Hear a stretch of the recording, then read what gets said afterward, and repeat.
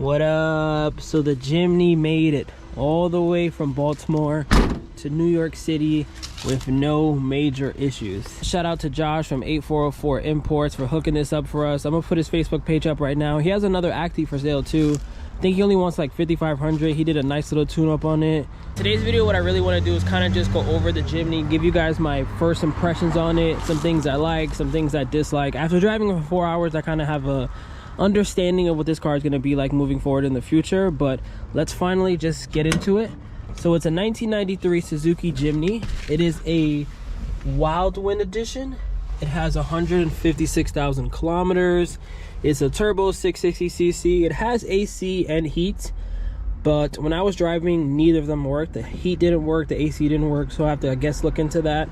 It is automatic, which I don't mind. Living in New York City, I'm kind of happy I have an automatic. And then also just the shifter on the manuals are really weird. I test drove a Pajero and it was just like, especially going into third, like it just felt super weird. So I actually don't mind having auto. Hopefully it doesn't break down. But let's continue to move forward. So I really don't know much about this car. Like prior to buying it, I really, like I was saying in my last couple of videos, if you guys are watching, is that I had a Kei truck for a year.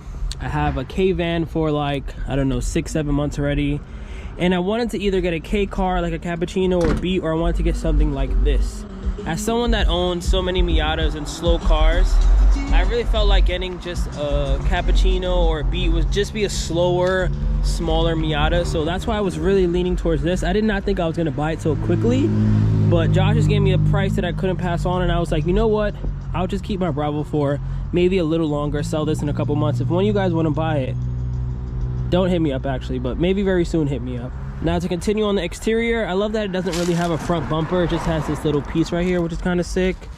I love the paint. It's really not that bad. The side I feel like is perfect, but the roof and the hood is pretty sun faded, as you can see. So I don't know if I'm gonna do this, but I may do like a two-tone paint, or maybe I'll do like all of this black, like all of here black, or maybe blue, or maybe I do nothing. I have no idea yet. But I'm gonna do something up there because I feel like it kind of looks really ugly in comparison to like, look how beautiful this navy gloss is, and then it's just like kind of ugly up there. On to the driver's side. That's my defroster. I don't even know if that works or not, but can someone let me know who has a Jimny? What does this button do? So my lights are on, I press it and it turns green, but I don't have fog lights, so I don't really know what it does. Kind of looks exactly the same. I don't really have any additional lights. Maybe that's just a button they give all Jimnys, and mine, if I did have fog lights, would turn it on. I wish I did have fog lights. Maybe I'll buy that grill. But yeah, I don't know what that button does. If you have a Jimny, let me know. Now for the trunk. In my opinion, the car is pretty clean.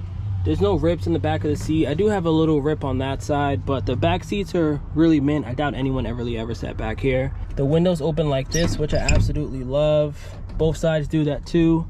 Has a small little light right there, has a headliner if you can see. And then if you pull these two sides, the seats go like that, and then they also go forward. So you have the super additional space back here. I think I can easily just sit back here and chill one day. It isn't as cool as my Bravo, I can't lay down, but for being a Jimny, it's pretty nice. Lift this up, doesn't really look too bad. I'm definitely gonna put some sound deadening all here, all there, under those seats as well.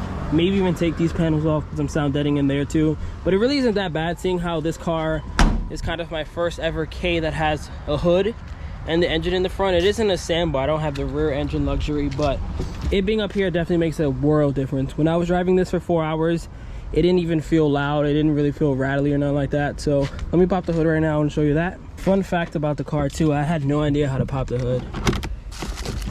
It is in here in the glove box. Oh, it actually came with some cool little Japanese. If anybody here that is from Japan, maybe All Things JDM or somebody watching, it came with this little convenience bag. So do you guys know where that is from?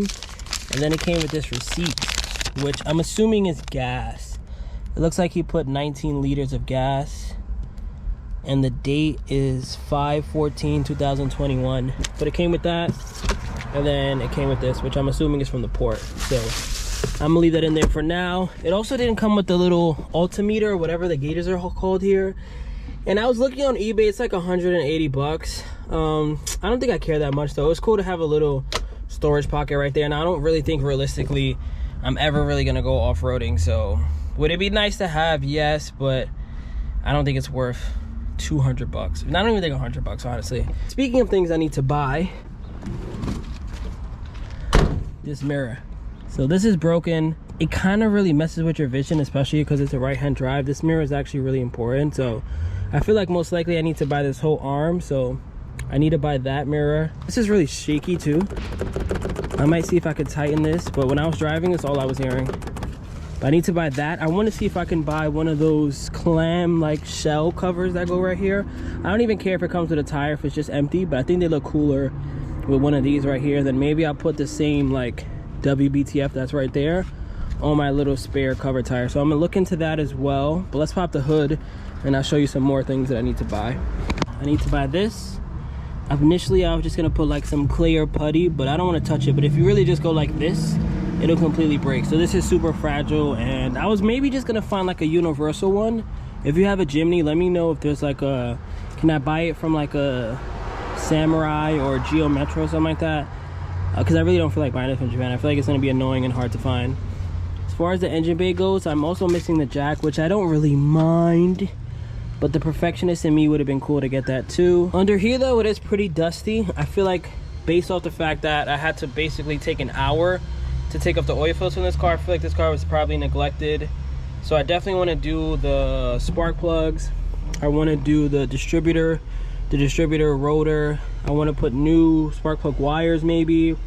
I want to see why the head gasket's leaking this much, because I feel like when I added oil, I did not make that large mess.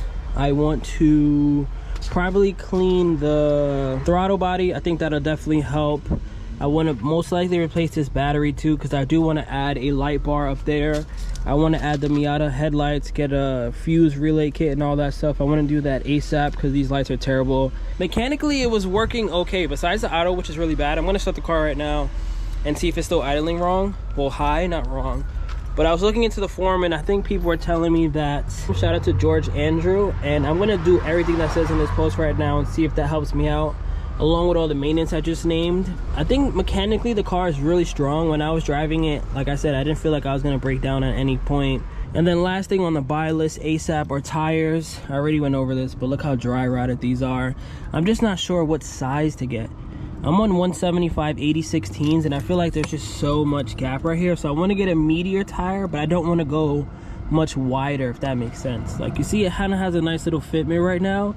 I initially was going to get these super wide tires, but I kind of want it to be similar as my Bravo, where you can see it fits flush with the body, it isn't sticking out. I'm not a fan of tires like that. Before I go over some of the things I love and hate, let me try to give her a start. I'm pretty sure it's going to continue to idle high. I don't see why it'll fix itself, but let's give her a start.